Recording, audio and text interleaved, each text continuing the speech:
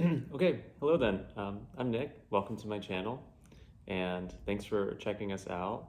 I am a amateur watchmaker, assembler of watches, and modifier of watches. So I guess if you've found my channel, you're interested in some of the same stuff.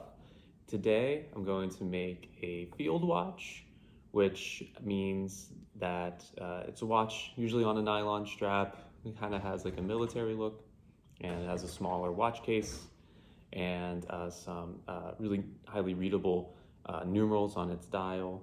So I'll show you how I source the materials for making such a watch, and then I will kind of take you through the different steps that I go through to build such a watch. So without further ado, let's get started.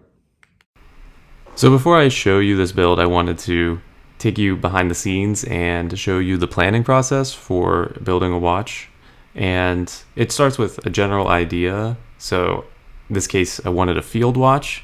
And so I looked up a brand that I really like, Seiko, and took a look at their field watch offerings and found some aspects of this 5-sport watch that I really liked. The automatic movement with the day and date dial, you'll see, is something that I copy in this build. And also, maybe hard to make out, but a textured dial. The 24-hour scale along with the 12-hour scale would be a nice thing to have as well. And then I also looked at another company to compare, Marathon watches. This is actually a Quartz officer watch, but I found really interesting about this one, it was the date complication at the 4.8 mark on the dial. So just something a little bit unique. And so with those two watches in mind as inspiration, I went to AliExpress here to get some watch parts. I got this 36 millimeter stainless steel case, the transparent back version, because that was the one that was on sale in their Dollar Express section. So you can see I got that for $12.50. Same goes with the hands, just some general silver hands that fit the movement for less than $3. They have some loom on them, which is nice. Also on sale was this nylon strap in a NATO style, and it complements the dial, as you'll see, with its black and gold.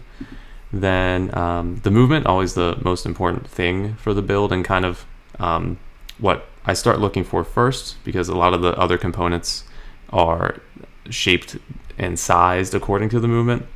So this is the NH36A, which is a generic Seiko movement with the day and date complication. But this one's in gold lettering, which I thought was really nice and would complement well the dial that I bought, which you can see has a window for the day and date complication. And it doesn't have the 24-hour markings on it, but it does have some nice every minute markings and has that textured look that I was going for. So altogether, you can see here, less than $60 for this watch build. All right, so let's get started making this watch. First things first, you gotta use some protection on those fingers, making sure that you don't get any oils inside of the delicate parts of the movement. The next thing I do is size up the dial to the movement. You'll notice that I cut some things off. The dials have multiple different feet on them, so only a couple of those feet actually corresponds to the parts of the movement with holes in it. Next up, I'm going to attach the hands. And it's all looking like it's going smoothly right now, but I discovered that I put the hour and minute hand on upside down to start, so gotta take those off using the watch dial protector that you just saw. So putting on the hands was something that I used to do after putting the stem and crown on and adjusting those to length, but I found that whenever I cut the stem and the crown to size, it just made doing all the different winding that you have to do a little bit more difficult. So like you can see there, each time I put on a different hand, I set the dial to midnight so that get a good sense of the hour actually being exactly on midnight. And yeah, put both the hour hand and the minute hand at midnight, and then once that gets finished, move over into the second hand. So as you can see here, this is quite delicate work.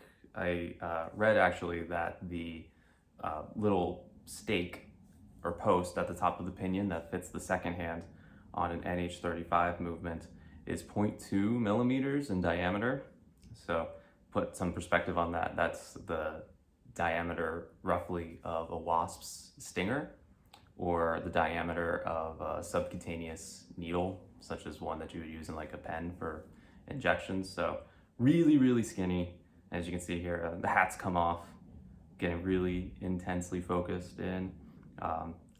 You can see me putting things up to my glasses. Those are called loops, so that magnifies it 15 times. Didn't really help that much because, as I mentioned, it's just so super small. The blue stuff on the end of those tools I'm using there, which are I think called hand pushers or something, that's just like sticky tack, if you remember from school. You would put things up on a bulletin board using it. So that helps preserve the watch hands from getting scratched up by something like tweezers.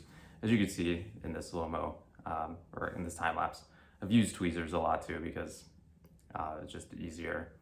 And yeah, so I use the sticky tack to pick up the hand and try to line it up with the 0.2 millimeter post. So there's like a little tiny hole that just barely fits the diameter of that post at the top of the pinion, which is I should say, the part in the middle. So you can see now I got the second hand spinning, and going to now move over to sizing up the stem and the crown.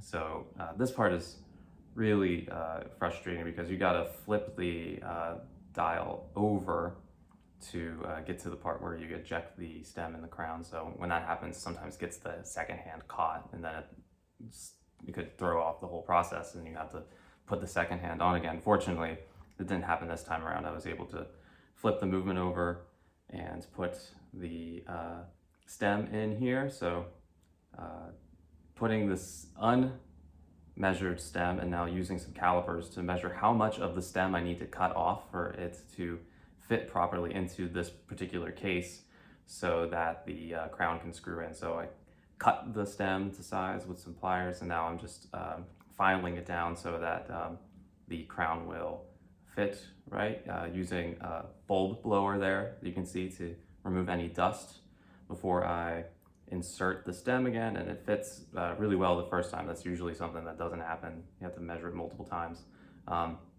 Oiling the gaskets and closing the case back, and now applying the strap. And now you can see here the finished watch. So thank you for watching this video.